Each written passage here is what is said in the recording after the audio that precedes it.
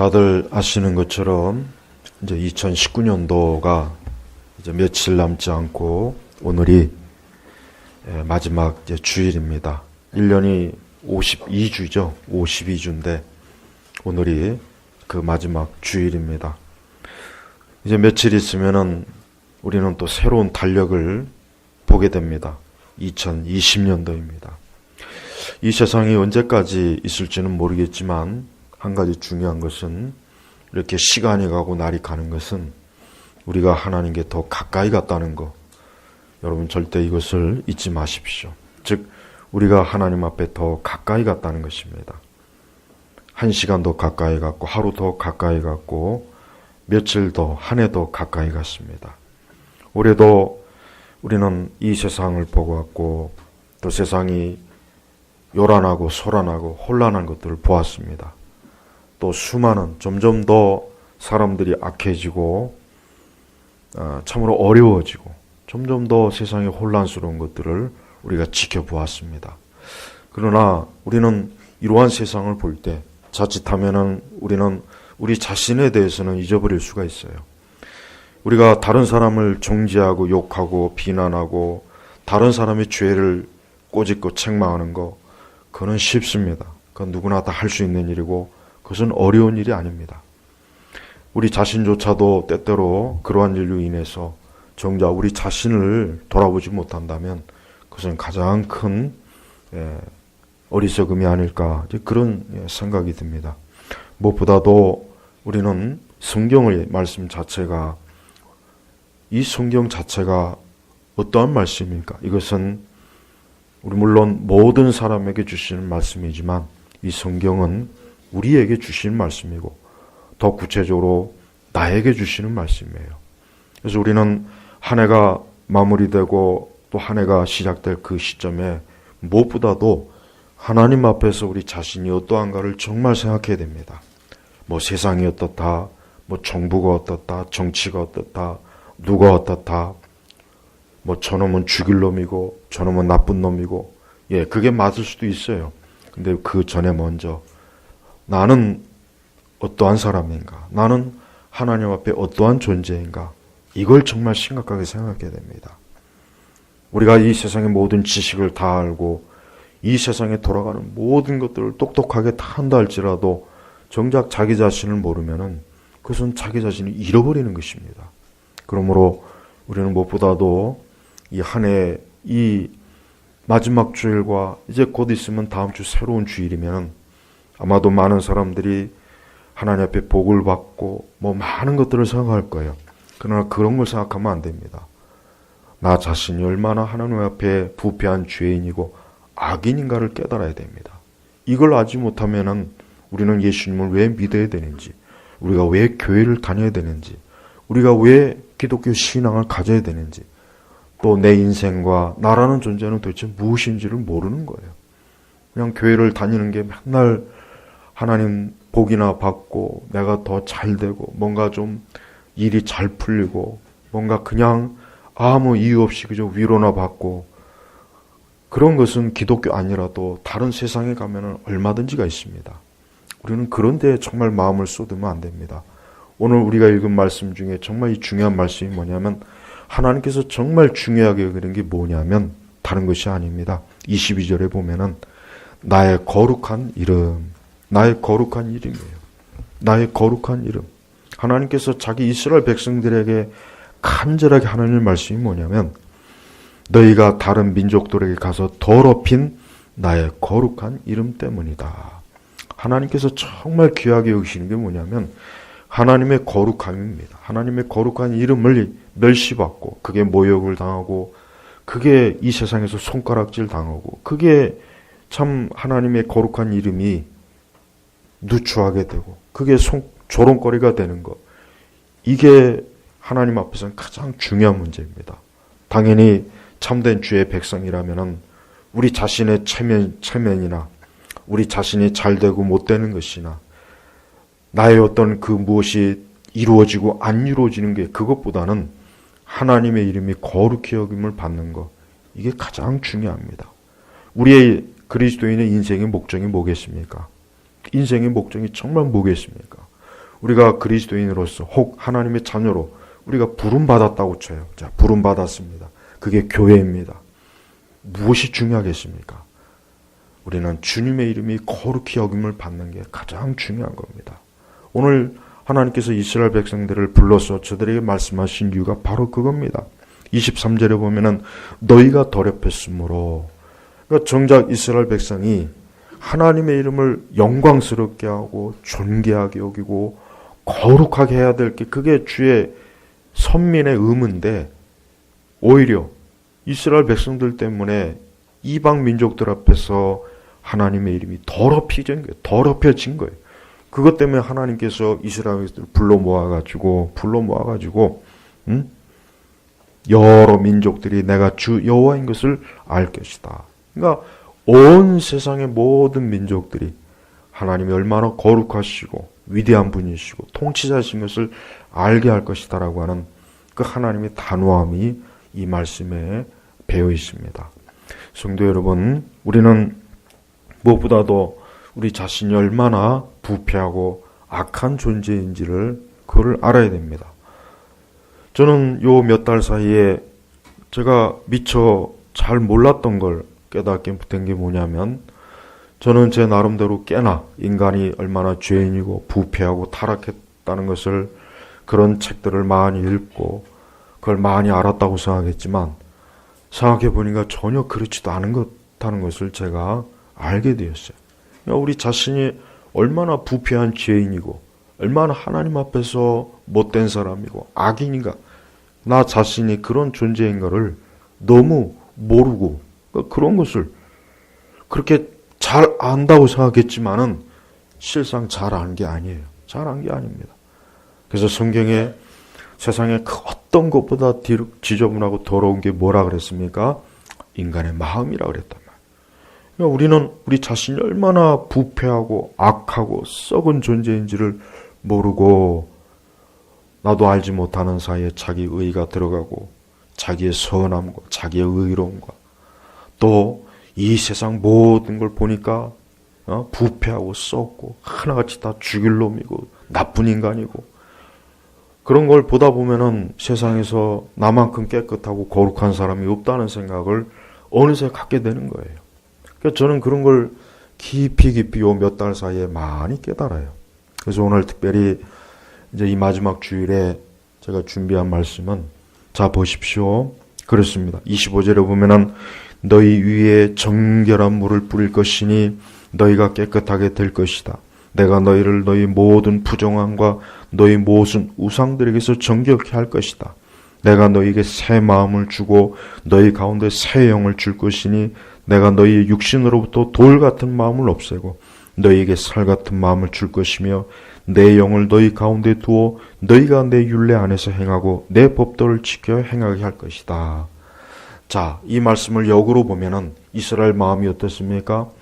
돌같이 차갑고 냉랭하고 부패하고 자기 자신의 죄를 깨닫지 못하고 하나님께 부름받은 거룩한 백성이란 민족이라는 걸 전혀 인식하지 못한 거예요. 하나님 앞에서 이스라엘 백성들은 정결하지도 못했고 온통 부정한 겁니다. 머리끝부터 발끝까지 부정하고 악을 일삼았던 거예요. 바로 하나님께서는 이러한 이스라엘 백성들을 새롭게 하겠다. 하나님께서 지금 그러한 말씀을 저들에게 선포해 주신 것입니다.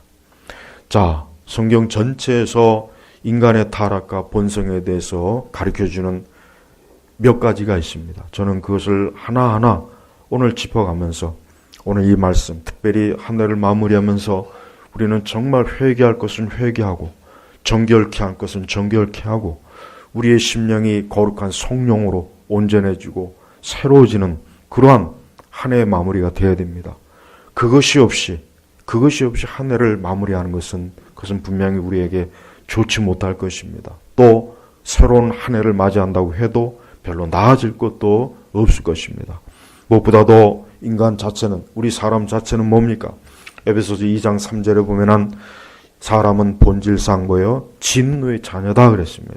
그러니까 우리 사람 자체는 본래부터가 하나님의 진노의 자녀입니다. 여기 우리 최근에 하나님의 축복 가운데 새 생명을 얻은 우리 귀한 부부들이 있습니다. 저도 마찬가지지만 그 새 생명을 보는 눈이 얼마나 기쁘고 소망이 넘치고 아름답죠.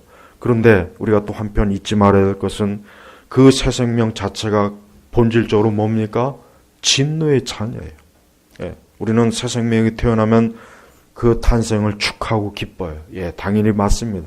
그러나 한편으로 우리 성도들이 잊지 말아야 될 것은 사람 그 자체가 벌써 뭐예요? 진노의 자녀예요.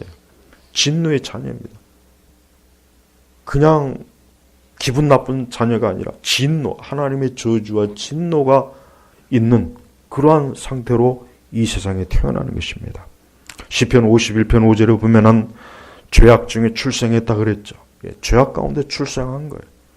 우리는 한 생명이 태어난 것을 기뻐해야 되지만 또 한편으로 죄악 가운데 출생했구나, 진노의 자녀구나 하는 것을 깊이 인식해야 됩니다.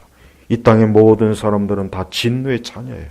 우리는 사람의 겉모습을 보고 그의 아름다움이나 그의 화려함이나 그의 지식이나 그의 어떤 권력을 보면서 그 사람을 판단해요. 하지만 성경은 그런 걸 다 걷어내고 뭘 봅니까? 진노의 자녀라고 하는 것입니다. 우리의 본래의 상태는 진노의 자녀라는 걸 한순간도 잊지 말아야 됩니다. 물론 예수 그리스도 안에서 우리는 진노의 자녀가 아니죠. 예, 그리스도 예수 안에서는 이제 진노의 자녀가 아니라 하나님의 축복과 은혜를 받은 하나님의 자녀입니다. 그러나 본질상 우리는 진노의 자녀였다는 것을 절대 잊지 마십시오. 내 자신의 상태가 본래부터 아름답고 선하고 의롭고 흠없는 사람이 아니라 진노의 자녀였다는 것. 근데 그 가운데서 그리스도의 은혜로 내가 건짐을 받지 못하면 지금도 여전히 뭡니까? 진노의 자녀입니다. 이 세상의 그 모든 사람들이 본래부터 뭡니까? 진노의 자녀예요. 어디 있으나 그 사람이 가장 좋은 곳에 있던 가장 나쁜 곳에 있던 어디에 있으나 어떤 상황에 있으나 인간 본래의 상황은 뭡니까? 진노의 자녀라는 걸 절대 잊지 마십시오. 두 번째는 그 진노의 자녀는 뭡니까? 죄와 허물로 죽은 상태입니다. 자, 사람이 육신의 생명을 갖고 있다고 해서 이게 전부가 아니라 진짜 사람이 가져야 될 생명은 뭡니까? 영적인 생명이에요. 아담과 하와가 범죄했습니다. 선악과를 따먹었습니다. 하나님께서는 그들에게 죽으리라 그랬습니다. 예, 그들이 진짜 죽었습니다. 근데 그들이 무엇이 죽었다는 겁니까? 먼저 영적으로 죽은 거예요. 이젠 더 이상 하나님과의 관계가 끊어진 거예요. 그래서 에덴 동산에서 쫓겨났습니다. 그들이 하나님과의 관계가 끊어진 이후부터 육신의 생명이 끊어졌고 질병이 오고 온갖 죄들이 그 삶 속에 달려듭니다. 바로 그겁니다. 죄와 허물로 죽은 존재입니다. 이 죄와 허물로 죽은 것은 다른 방법으로 해결이 될 수가 없습니다. 아무리 멋있고 아무리 찬란한 문명과 문화를 이루어도 인간은 어때요? 죄와 허물로 죽은 존재라는 것은 역사가 증명하는 것이에요. 그래서 우리 자신이 죄와 허물로 죽은 존재라는 걸 잊지 마십시오. 그러면 이 죄와 허물로 죽었을 때 누가 우리를 살립니까? 바로 하나님께서 우리를 살리시는 거예요. 예수님의 부활은 바로 그겁니다. 예수님도 십자가에서 3일 동안 죽으셨습니다. 사실 그분은 죽을 이유가 없습니다. 그러나 그분이 왜 죽었습니까? 우리의 죄와 허물 때문에 죽으신 거예요. 우리의 죄와 허물 때문에 죽으셨는데 하나님께서 다시 3일 만에 그분의 생명을 다시 부활의 생명으로 그분을 일으키셨습니다. 그렇습니다. 죄와 허물로 죽은 인간은 다른 소망이 없어요. 그 어떤 데도 소망이 없습니다. 죄와 허물로 죽었을 때 어떻게 하면 그 죄와 허물에서 살릴까요? 좋은 옷을 입힐까요? 좋은 집을 그에게 줘볼까요? 아니면 많은 지식을 그에게 한번 줘볼까요? 아닙니다. 예, 그렇게 해서 사람들이 어떻게 보면 죄와 허물로 해서 살아보려고 했어요. 하지만 단 한 번도 성공한 적이 없습니다. 이 죄와 허물에서 살려면 어떻게 합니까? 오직 그리스도의 생명이 그에게 들어가기 전까지는 그 죄와 허물의 상태에서 생명을 얻을 수가 없는 것이에요. 그래서 우리는 사람을 볼 때 누구를 보더라도 죄와 허물로 죽은 그 본질을 봐야지 겉모습을 보거나 겉들어 보고서 그 사람을 보면 안 되는 것입니다. 세 번째는 이 본질상 진노의 자녀 죄와 허물로 죽었다는 건 뭡니까? 요한복음 3장 19절에 보면은 인간의 상태는 미움과 증오가 가득 차고 사랑이 없다 그랬어요. 이 사람이 뭐야? 미움과 증오가 가득한 거예요. 그래서 생명이 없다 그래요. 사랑이 없어요. 그러니까 어둠을 사랑하고 빛을 미워한다 그랬습니다. 어둠을 사랑하고 빛을 미워해요. 사람은 가만 놔두면은 어둠을 좋아해요. 그러니까 죄를 좋아해요. 아무리 도덕과 윤리로 아무리 무장을 시켜도 역시 뭡니까? 죄를 좋아하게 돼 있습니다. 우리가 자녀를 키울 때 자녀들에게 속으면 안 돼요. 자녀들이 어릴 때부터 예배 잘 드리고 부모 말 잘 듣는다고 해서 그 아이들이 하나님의 자녀가 된 게 아닙니다. 진짜 그 아이들이 하나님의 자녀가 되려면은 중생과 거듭나지 않으면, 그 속에 그리스도의 생명, 성령이 내주하지 않으면은 언젠가는 그 아이들의 어때요? 본색이 드러납니다. 그래서 어둠을 쫓아가요. 좋은 걸 따라가지 않고 악한 걸 쫓아가요. 이 세상에 부패하고 타락하고 죄악된 것을 그냥 추구합니다. 그냥 가만히 놔둬도. 왜 그렇습니까? 인간의 본질 자체가 뭡니까? 빛을 싫어해요. 밝은 건 싫어해요. 어둠을 좋아해요. 이 어둠을 좋아한다는 것은 죄를 좋아한다는 거예요. 악을 좋아한다는 거예요. 성경에 하나님께서 기뻐하는 것과 하나님이 싫어하는 것을 명확하게 구분했지만 사람은 어때요? 하나님이 싫어하는 걸 찾아다닙니다. 하나님이 싫어하는 걸 그렇게 찾아다녀요. 여러분 보십시오. 그렇게 법이 많고 그렇게 법이 촘촘하고 제도를 그렇게 잘 만들어도 여전히 어때요? 교도소에는 범죄자들이 들어갑니다. 교도소에만 들어간 사람은 범죄자입니까? 아닙니다. 바깥에 있는 사람들도 범죄자는 똑같습니다. 다만 그것을 법이 인간의 마음의 중심에는 악까지는 다룰 수가 없을 뿐이에요. 그래서 사람은 누구나 악을 품고 있어요. 어둠을 품고 있어요. 그게 실제로 손으로, 발로, 눈으로, 몸으로 나타나면 그게 바로 범죄가 되는 것이죠. 그래서 하나님은 사람 속에 있는 이 어둠을 사랑하는 이 본심을 알아요. 그래서 미워요. 증오가 가득해요. 여러분 지금 우리나라 상태를 보십시오. 어쨌든 이념의 문제이긴 하겠지만 서로 미워하고 증오해요. 며칠 전에 요 앞에 우리 여기 동부지청이 있지 않습니까? 거기서 밤새도록 양편이 서로 막 증오하고 미워하고 서로 그래요. 서로. 저도 물론 어느 한편에 가 있긴 했습니다. 저도 상대방 볼 때마다 참 저 사람들 한심한 인간들이다. 두둔할 걸 두둔해야지. 저도 마찬가지였어요. 근데 사실 본질상 더 깊이 따지고 보면 왜 그렇겠습니까? 우리 자체가 뭐예요? 어둠을 좋아하는 거예요. 요한일서에 보면은 하나님은 사랑의 하나님이에요. 근데 우리는 사랑하지 않아요. 우리는 미워해요. 증오해요. 정죄해요. 물론 그게 정의를 위할 때도 있고 옳고 그런 것을 위할 때도 있겠지만 이 다음에 천국에 가면 설마 그런 게 있겠습니까? 없어요. 천국은 그런 게 없습니다. 천국은 완전한 하나님의 사랑이 지배하는 곳이기 때문에 그래요. 조나단 에드워즈의 그 고린도전서 13장의 사랑장이라고 하는 그 13장 강해를 꼭 읽어보십시오. 하나님은 결국 사랑이에요. 사랑. 하나님은 사랑이십니다. 이 천국은 사랑이 지배하는 거죠. 천국은 이 사랑의 법이 그 법 하나만 있어요. 하지만 이 땅엔 사랑의 법은 없죠. 세상 어디에 가도 사랑하라 하는 법을 만든 그런 국가나 민족은 없습니다.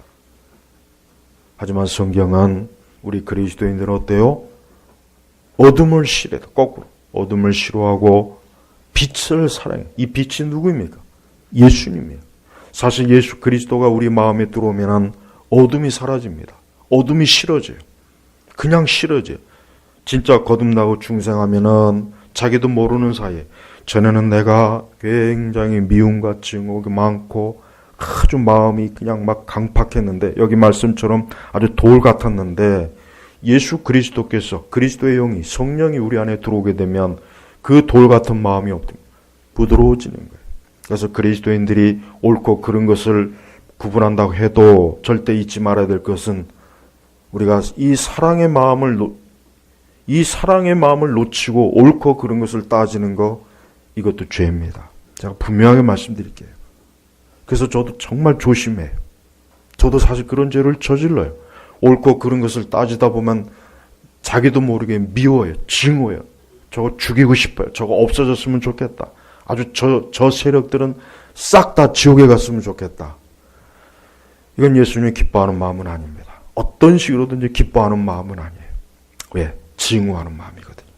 우리 성도 여러분, 어떤 이유로든지 혹 옳고 그른 것을 추구한다고 해도 징후하는 마음은 갖지 마십시오.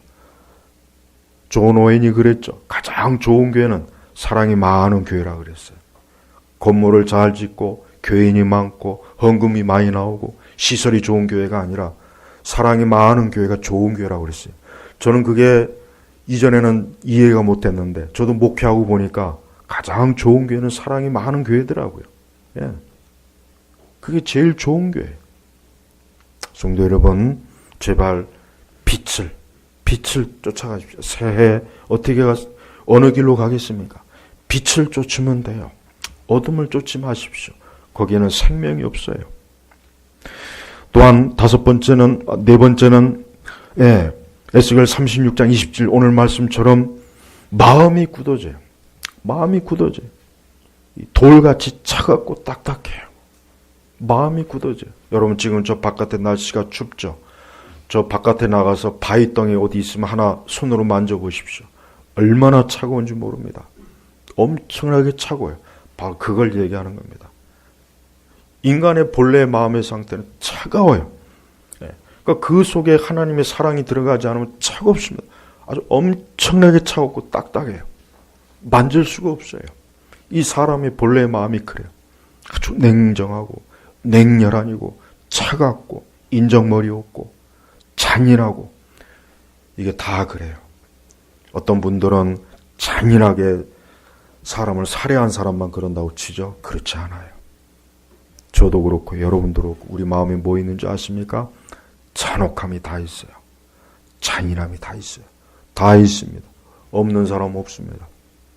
그래서 우리 성도들은 자기의 마음이 돌같이 차가워질 때 그걸 가장 위험한 상황으로 봐야 돼요. 그럴 때는 만사를 제쳐놓고 하나님 앞에 기도해야 됩니다. 주님, 내 마음이 지금 돌같이 딱딱하고 차가워요. 어떤 이유로든지 간에 내 마음이 돌같이 차가운 것은 좋은 마음은 아닙니다. 그건 하나님이 칭찬할 마음은 아니에요. 우리 예수님께서 언제 돌같이 차갑고 딱딱한 마음으로 예수님께서 드러내신 적이 있습니까? 없습니다. 단 한 번도 우리 주님은 그렇지 않았어요. 비록 자기를 거역하고 불순종해도 그들을 향해서 연민, 사랑, 애정, 눈물, 탄식으로 그 죄인을 바라보신 분이 우리 예수님이에요. 그러니까 예수님의 마음은 돌같이 차갑질 않아요. 근데 인간의 본래의 마음은 차가워요. 딱딱하고 굳어져 있어요. 생명이 없는 거예요. 이 간이 중요하죠. 근데 이 간 경화, 이 간의 병이 들면 해부에 보면 그 간이 딱딱하답니다. 아주 딱딱하고 완전히 그냥 검은색으로. 그래서 이 간이 그렇게 됩니다. 그 간 때문에 병들어 죽은 사람 해부에 보면 그 간이 딱딱한 거예요. 아주 돌같이 딱딱하대. 시커멓대요. 그래서 이 사람은 그래요. 우리 인간의 마음이 돌같이 딱딱하고 차갑고 거무스름한 거. 거기에 뭐가 있겠습니까? 거기 죽음이 있는 거예요. 그래서 여러분 어떤 이유로든지 돌같이 차고 딱딱한 마음이 있다면 속히 성령을 찾으십시오. 주의 성령께서 내 마음을 부드럽게 하시고 온유하게 하시고 사랑이 넘치는 마음으로 주시옵소서 하고 주님 앞에 나오시길 바랍니다. 다섯 번째는 로마서 8장 7절 8절을 보면은 아주 거기에 여러 말씀이 많이 나오지만 거기서는 육신의 생각은 하나님의 법에 굴복하지 않고 하나님을 기뻐하지 않는다. 로마서 8장 7절 8절에 육신의 생각은 하나님의 법에 굴복하지 않고 하나님을 기뻐하지 않는다. 그러니까 사람이 본래 마음이 뭔지 아십니까? 하나님의 말씀하시면 반드시 그 말씀의 반대편으로 가는 거예요. 뭐 하지 말라 하면 꼭 해요. 이거 하라 그러면 안 합니다. 바로 그 얘기입니다. 쉽게 얘기한 거예요. 그러니까 사람은 어때요? 하나님에게 복종하고 순종하는 걸 아주 싫어하는 거예요. 그러니까 본래적 마음이 그래요. 그래서 인간의 마음 자체가 어때요? 어떻게 하면 하나님의 말씀을 안 들을까? 어떻게 하면 하나님 말씀을 거역할까? 어떻게 하면 하나님이 싫어하는 것만 골라서 좀 해볼까? 여러분 세상을 보십시오. 세상을 보십시오. 지금 세상이 그렇잖아요. 이 세상 가만히 보십시오. 어쩌면 그렇게 하나님이 싫어하고 미워하는 것만 열심히 하죠. 여러분 바벨탑 보십시오. 하나님이 흩어지라고 했거든요. 흩어져라. 했더니 안 흩어져요. 오히려 뭡니까? 야, 우리가 모여서 저 하늘 끝까지 우리가 성을 쌓아보자. 우리가 하나님이 계신 저곳까지 한번 성을 쌓아보자. 그러니까 하나님 그래서 흩으신 거예요. 아니 흩어지라고 그랬으면 빨리 흩어져야지. 왜 거기서 바벨탑을 쌓고 그러냐고요. 바로 그거예요. 이 사람은요. 우리도 그렇습니다. 절대 우리 그리스도인들이 거듭났다고 해서 지금 이 말씀에 해당 안 된다고 생각하면 절대 안 됩니다. 우리도 그래요. 우리도 어떻게 하면 바벨탑 쌓을까? 어떻게 하면 하나님 거역할까? 어떻게 하면 하나님을 등질까? 어떻게 하면은 내 마음대로 내 길로 갈까? 그게 불순종입니다. 이게 뭡니까? 육신의 생각. 육신의 생각. 하나님의 법에 굴복하지 않고, 그러니까 말씀에 굴복하지 않고 하나님을 기뻐하지 않는 거예요. 우리 자신의 상태를 보십시오. 우리는 진짜 하나님 말씀에 순종하고 싶어 하는지, 정말 하나님을 기쁘시게 하고자 하는 마음이 가득한지, 아니면 하나님 말씀에 굴복하기 싫고 하나님 기뻐하는 것보단 내가 기뻐하는 것을 향해서 달려가오는 마음이 있지 않는가 한번 생각해 보셔야 됩니다. 그래서 그게 다 육신의 생각입니다. 육적인 생각이에요. 또한 고린도전서 2장 13절에 보면은 거기 보면은 육에 속한 사람, 그래서 이 뭡니까? 죄를 좋아하고 선을 싫어하고 무지하고 무능해요. 그러니까 복음을 싫어하고 거부하는 거예요. 육에 속한 사람의 특징이 뭡니까? 하나님이 기뻐하는 걸 싫어하는 거예요. 하나님께서 말씀하신 것보다는 하나님이 말씀하신 것을 한치 오차도 없이 불순종하는데 꼭 사용해요. 하지 말라 그러면 합니다. 아담과 하와 보십시오. 따먹지 말라 하니까 그걸 따먹었어요. 근데 아담과 하와의 문제는 분명히 따먹지 않을 수 있었는데 따먹은 거예요. 근데 아담과 하와 후손들은, 타락한 후손들은 뭐예요? 죄를 안 질 수가 없어요. 계속 죄를 져야 돼요. 숨 쉬는 것만큼 죄를 짓는 거예요. 이게 바로 뭡니까? 하나님께 거부하는 거예요. 난 하나님 싫습니다. 난 하나님 싫습니다. 하나님께서 이 세상을 통치하시고 다스려요. 하나님께서 사람에게 생명을 주셨습니다. 숨을 쉬게 하십니다. 하나님께서 인간의 피로를 다 채우심에도 불구하고 배은망덕해요. 난 하나님 싫습니다. 난 하나님 말 듣는 거 싫어요. 내 마음대로 살게 해주십시오. 좀 내 생각대로, 내 뜻대로 살고 싶어요. 난 듣기 싫어요. 우리가 자녀를 키우다 보면은 하나님께서 이 자녀를 키우면서 우리 사람을 가르치는 것 같아요. 우리 자녀들도 그래요. 하라 그러면 잘 안 하잖아요. 부모 말 잘 안 듣죠. 부모 말 처음부터 끝까지 잘 듣는 자녀는 단 한 사람도 없어요. 어떤 위대한 신학자가 이러더라고요. 하나님도 자기 자녀의 불순종이 아담이 불순종했죠. 그러니까 하나님조차도 아담이 불순종한 거예요. 그러니까 우리는 우리의 자녀들이 불순종할 때 저게 바로 내 모습이구나. 저게 바로 하나님 앞에서 우리의 모습이구나. 꼭 생각해야 돼. 물론 불순종은 좋은 게 아닙니다. 그래서 성경에는 십계명에는 내 부모를 공경하라 그랬어요. 공경하라 그랬죠. 그렇습니다. 우리는 살아계신 육신의 부모에게도 공경해야 되겠지만 무엇보다도 하늘에 계신 저 하늘에 계신 우리 주님에게 공경하는 것, 이 우리가 해야 될 일, 인간의 의무예요. 그런데 싫어합니다. 아주 싫어합니다. 아주 죽도록 싫어요. 내가 지옥에 갈지언정 절대로 하나님에게 순종하지 않겠다. 이게 바로 누굽니까? 불신자들이에요. 불신자들. 그러니까 하나님 믿지 않는 불신자들이 얼마나 지독한지 아시겠죠? 내가 설령 지옥에 간다 할지라도 나는 하나님 믿지 않겠다. 바로 이거예요. 그러니까 불신자들의 그 마음이 얼마나 악합니까? 그래서 저들이 형벌을 받는 거예요. 하나님이 사랑이 없어서 그들에게 형벌을 주었다기보다는 그들이 지독스럽게 하나님을 거북하고 거역하니까, 그분을 싫어하니까, 그러니 당연히 그들은 하나님을 등진 곳으로 갈 수밖에 없는 것입니다. 또한 7번째는 예수 그리스도께 나오지 않고 주님을 모시지 않습니다. 고린도전서 13장 3절에 보면은 성령으로 아니하고는 예수를 주시라 할 수 없다 그랬어요. 성령으로 아니하고는 예수를 주시라 할 수 없다. 고린도전서 13장 3절이에요. 여러분 보십시오. 여기서 말하는 의미는 뭐냐면 성령으로, 우리는 그냥 단순히 나 예수님 믿어, 지금 이걸 얘기하는 게 아니야.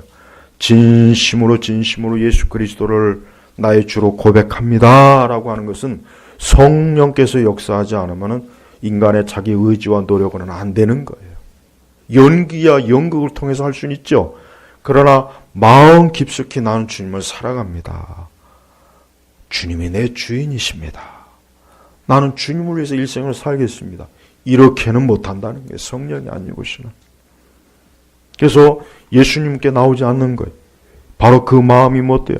죽음과 사망을 좋아해요. 그 마음이 단단한 거예요. 돌같이 단단한 거예요. 예수님을 미워하고 싫어합니다. 어제도 이 IS가 우리 그리스도인들의 10명을 참수했어요. 그래서 지금 영상에 떴죠. 한 명을 죽이고 나머지 9명을 목을 쳐서 죽였단 말이에요. 보십시오. 아니 왜 유독 그리스도인들만 가지고 그러냐 이거. 왜 거기에 불교도가 없고, 왜 거기에 왜 마음의 교도는 없고, 왜 거기에 왜 다른 종교는 없어요? 아니 이 세상에 종교가 얼마나 많아요. 근데 왜 유독 우리 그리스도인들만 10명을 모아다가 본보기로 목을 쳐서 죽이냐 이거예요. 예수님을 싫어하는 거예요. 미워하는 거예요. 이 세상 어디를 가도 항상 보면 예수님이 싫어해요. 왜 그렇습니까? 그 본성이 악한 거예요. 하나님을 대항하는 거예요. 하나님이 싫으니까 하나님의 아들도 싫은 거예요. 누가 싫으면 모두 싫다는 말도 있죠.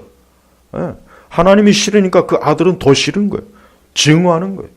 그러니까 하나님의 아들이 이 땅에 오셨지만 기껏 한다는 게 그분을 십자가에 매달아 죽이는 거 보십시오. 그것도 유대인들이 그랬어요. 바로 이게 뭐예요? 예수님을 싫어하는 거예요. 악령이 가득한 거예요. 악한 영이 가득하니까 예수 그리스도 나는 싫어. 나는 그분이 싫어. 난 그분이 미워. 난 그분의 말을 듣고 싶지 않아. 그분을 내 주인으로 모시고 싶지 않아. 바로 이런 것입니다. 하지만 성령께서 어떤 마음에 들어가면 예수님을 인정하지 않을 수가 없어요. 예수님이야말로 이분이야말로 나의 주인이구나. 이분이야말로 내 소망이구나. 나의 유일한 생명이시구나. 그때부터는 예수님이 사랑하는 거예요. 예수님이 너무 좋은 거예요.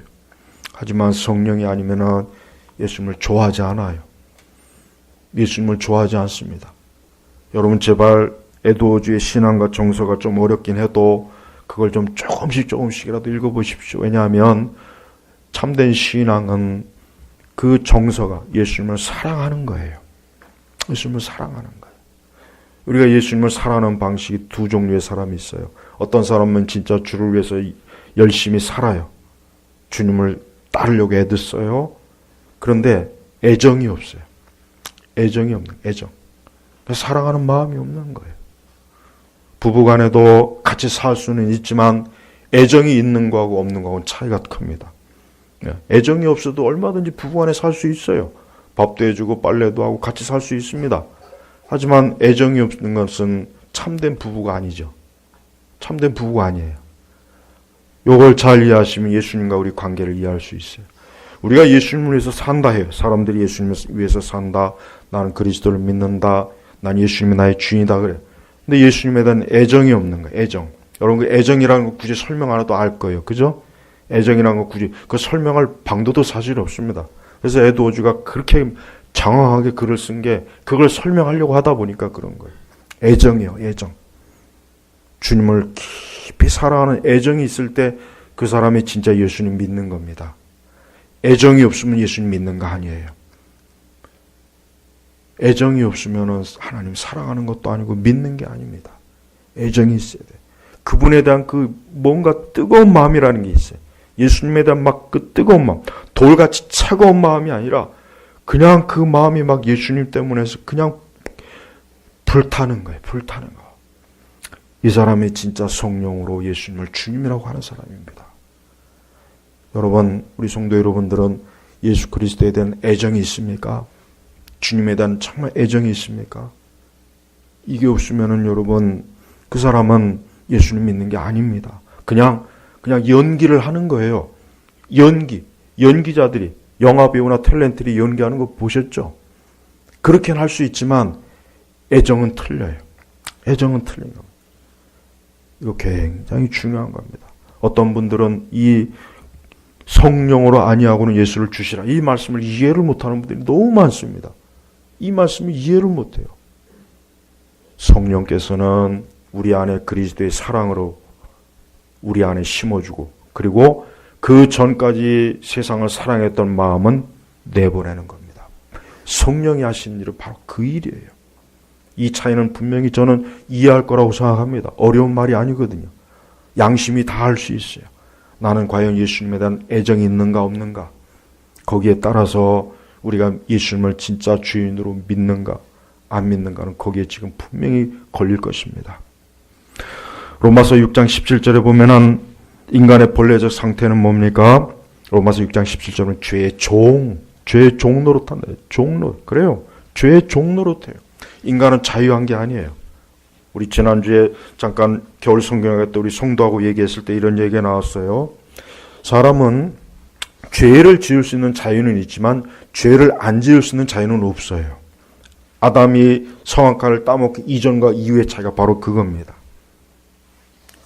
죄를 안 지을 수 있는 자유가 없어진 거예요. 이거 엄청난 차이입니다. 우리는 우리 스스로가 거듭나고 중생했을 때, 우리의 본래적 타락을 인식했을 때 깨달을 게 뭐냐면, 아, 내 속에 선한 것이 없구나. 내가 자꾸 종노릇하는구나.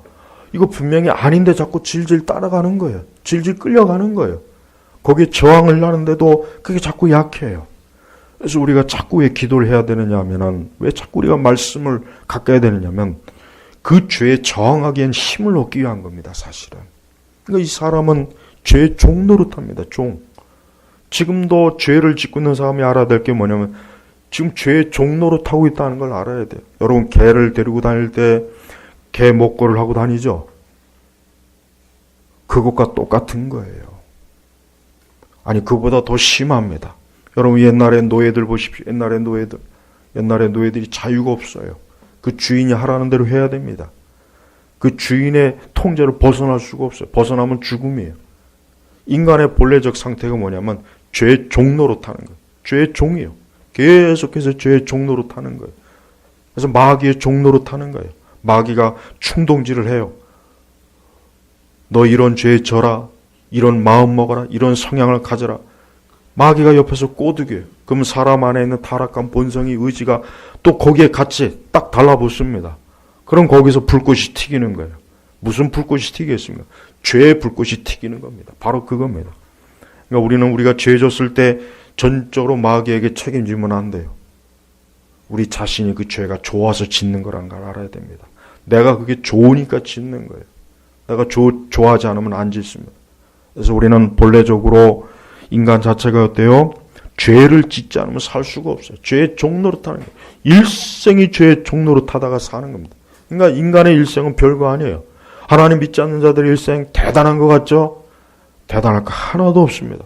평생 죄의 종노릇하고 마귀의 종노릇하면서 한 게 그게 무슨 자랑입니까? 그러니까 불신자들의 삶은 조금도 자랑할 게 없어요. 조금도 칭찬할 것도 없어요. 평생 동안 죄의 종노릇하면서 한 게 그게 무슨 자랑이고 그게 무슨 칭찬이겠어요. 우리는 그리스도 예수 안에서 사는 것이 진짜 자랑이에요. 그리스도 예수 안에서 인생을 사는 것이야말로 진짜 자랑스러운 것이고 기쁜 것이고 내놓을 만한 것이지만, 평생을 하나님과 등지고 그리스도를 믿지 않는 사람, 그런 사람들이 세상에서 아무리 거대한 기업을 이루고 아무리 학문적인 것을 세우고 그가 아무리 인류로 해서 뭔가 했다고 해도 그냥 하나의 죄의 종노릇한 것밖에는 없습니다. 죄의 종노릇한 인생은 하나도 단 1도 단 10원어치도 거기에 가치를 둘 만한 게 없습니다. 우리 성도 여러분, 죄의 종노릇하지 마십시오. 영적으로 죽고 영적으로 하나님과 등진 자는 자기가 죄의 종노릇하는지도 모르고 살아요. 자기가 죄의 종노릇하는지도 모르는 거예요. 하지만 우리 성도는 압니다. 야, 이것은 죄의 길이야. 이건 죄의 종노릇하는 거야. 이거는 하나님 기뻐하는 거 아니야. 이거 분명히 마귀가 기뻐하고 이거 죄 짓는 거야. 죄 짓는 거야. 알잖아. 깨닫잖아. 그러니까 죄의 종노릇하는 걸 아는 거예요. 하지만 믿지 않는 불신자는 모릅니다. 양심에 약간의 자극은 있지만 그건 아니에요. 진짜 내가 하나님 앞에 죄를 짓는구나 하는 자각이 들어왔을 때 그 사람이 지금 죄의 종노릇하는 걸 깨닫는 것입니다. 우리는 일생을 살아도 죄의 종노릇하면 안 됩니다. 동일한 말씀이 에베소서 2장 12절에 보면은 허물과 죄로 죽었던 너희들이 뭐예요? 불순종의 아들들 가운데 역사하는 영, 사단의 노예입니다. 사단의 노예입니다. 에베소서 2장 1절 2절에는 그 불순종하는 자들, 아들들 가운데 역사하는 영이, 이 영이 무슨 영이겠습니까? 마귀요. 악한 영이에요. 그러니까 이 세상은 이 악한 영에 휘둘려서 죄의 종노릇하고 거기에서 노예짓을 하고 그 악한 영에 의해서 살고 악한 영들이 하라고 하는 대로 하고 거기에 물들은 겁니다. 그래서 이 사단과 마귀의 악령을 따라가는 거예요. 그래서 보이지 않는 이 세계는 이 악한 영들이 사람들을 끌고 다녀요. 왜 마약을 하겠습니까? 왜 성적으로 타협하겠습니까? 왜 악한 짓을 하겠습니까? 왜 살인을 하겠으며 왜 우상숭배를 하겠으며 왜 거짓말을 하겠으며 왜 온갖 악한 짓을 하겠습니까? 마귀가 역사하는 겁니다. 악한 영이. 그래서 에베소 분명히 말씀해 불순종의 아들들 가운데 역사하는 영, 이 악령이 마귀예요. 그래서 보이지 않는 이 세계는 이 악한 영들이 계속해서 역사하는 것입니다. 또한 로마서 7장 18절에 보면은 사람 안에는 선한 것이 없다 그랬어요. 내 속 곧 내 육신에 선한 것이 거하지 아니하는 줄 아노니. 우리 사람 안에는 선한 게 없어요. 아까도 얘기했죠. 우리는 다른 사람을 정죄하고 다른 사람의 악은 아주 초특급으로 알아채요. 근데 우리 안에 있는 악은 일부러 모른 척해요. 모른 척해요. 내 속에 무슨 악이 있어? 나 같은 사람만 있어봐. 법이 없어도 돼. 나 같은 사람만 있으면 경찰서 하나 있을 필요가 없어. 사람은 은연중에 그래요. 우리는 다른 사람이 죄 짓고 악을 하는 거 볼 때마다 어쩜 저럴 수 있을까 그러죠. 하지만 더 깊이 생각해 봐야 돼요. 내가 그렇게 안 한 게 신기한 거예요. 내가 그렇게 되지 않는 게 감사할 일이에요, 진짜. 왜? 나도 그렇게 될 수 있으니까. 나도 그렇게 될 수 있어요. 이 세상에 가장 악하고 파렴치한 사람도 나와 똑같은 사람입니다. 그래서 바울은 그래서 로마서 내 속 곧 내 육신에 선한 것이 거하지 않은 줄 아노니 그랬어요. 바울처럼 자부심이 강한 사람이 어디 있습니까? 바울처럼 자기 자신을 완전하게 여긴 사람이 어디 있어요? 그러나 그가 예수님을 만나고 그분을 믿고 보니까 세상에 자기를 뭡니까? 나중에 죄인 중에 괴수라 그랬어요. 나중에는 죄인 중에 괴수라. 마지막 생애 말년에는 자기를 죄인 중에 괴수라 그랬단 말이에요. 우리 자신은 그렇게 생각합니까? 우리는 우리 자신을 죄인 중에 괴수라 생각합니까? 그렇게 생각하지 않는다면 아직도 우리는 우리 자신이 얼마나 악한 죄인인지를 모르는 거예요. 알아야 될 만큼 알지 못하는 거예요. 하나님께서 가르쳐 줄 만큼 그거 배우지 않은 겁니다. 깨닫지 못하는 겁니다.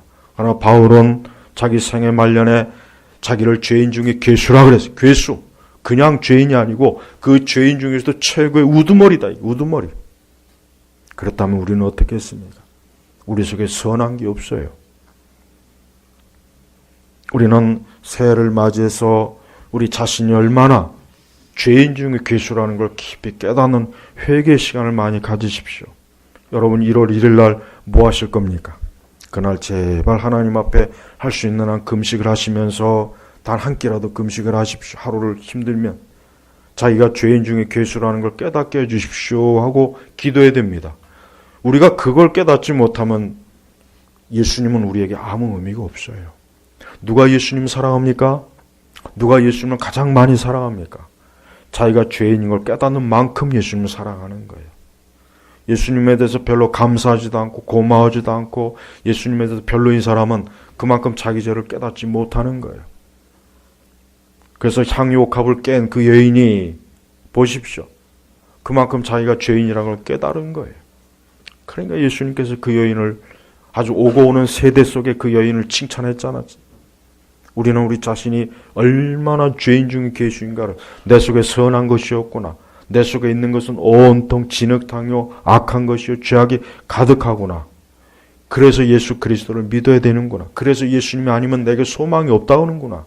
그래서 하나님께서 예수님을 이 땅에 보내신 게 바로 나 같은 이 죄인 중에 괴수를 건지시려니까 그래서 예수님을 보내셨구나. 예수님을 그렇게 아는 사람은 예수님에 대한 애정이 생기지 않겠습니까? 그분을 사랑하지 않겠어요? 하지만 자기 죄를 깨닫지 못하면 조금도 예수님에 대해서 고마워하는 마음도 없고 사랑하는 마음도 생기지 않아요. 왜? 내가 그렇게 죄인인가? 난 그렇게 죄인이라고 할 것까지 없는데 약간 잘못한 정도뿐이지. 그래서 회개 기도도 그저 가볍게 하죠. 가볍게. 주여 그저 잘못했습니다. 얼마나 가볍습니까? 죄를 깨닫지 못한 거예요. 마지막으로 우리 성도 여러분, 오늘 말씀 특별히 26절의 말씀 보겠습니다. 내가 너희에게 새 마음을 주고 너희 가운데 새 영을 줄 것이니 내가 너희의 육신으로부터 돌 같은 마음을 없애고 너희에게 살 같은 마음을 줄 것이며 그랬습니다. 그래요. 우리에겐 사람에겐 새 마음이 필요합니다. 새 마음. 이걸 신약 성경에서는 새로운 피조물이다 그랬어요. 그리스도 예수 안에 있는 자는 뭡니까? 새로운 피조물이 되는 거예요. 왜 새로운 피조물이 되겠습니까? 그에게 새 마음과 새 영을 하나님께서 부어줬기 때문에 그런 것이에요. 우리 성도 여러분, 제발 새해를 맞이해서 우리가 가장 염려하고 근심해야 될 것은 뭐냐면 내 마음이 돌같이 차갑고 내 심령이 딱딱하고 내가 하나님 앞에 죄인인 줄을 깨닫지 못하고 여전히 나 자신이 그렇게 큰 문제가 없다고 생각하며 새해를 맞이하는 게 이게 가장 큰 문제입니다. 우리는 죄인입니다. 우리는 주님 앞에서 나는 죄인으로서이다. 나는 죄인입니다. 주 예수님, 하나님 아버지, 이 죄인에게 해당되는 하나님의 은혜와 사랑을 좀 주십시오. 나를 그냥 지나치지 마시고 내가 하나님의 사랑을 베푸십시오. 내 손을 잡아주십시오. 내 이 돌같이 딱딱하고 굳은 내 마음을 좀 부드럽게 해주십시오. 온유하게 하십시오. 이 세상 죄악을 좋아하고 어둠을 좋아하고 빛을 싫어하는 이런 내 마음을 주여 주님께로 이끌어 주십시오. 주님에 대한 애정이 없이 차갑고 냉랭한 마음으로 그저 표면적으로만 신앙생활하는 이러한 것도 주여 회개시켜 주십시오. 그래야 됩니다. 그렇지 않으면 소망이 없습니다. 하나님은 자기 백성들에 대한 책망이에요. 너희들 때문에 내 이름이 완전히 이 땅에서 더럽혀졌다. 왜 그렇습니까? 이스라엘 백성들이 그 마음이 부패한 거예요. 썩은 거예요. 그 심령이 썩은 거예요.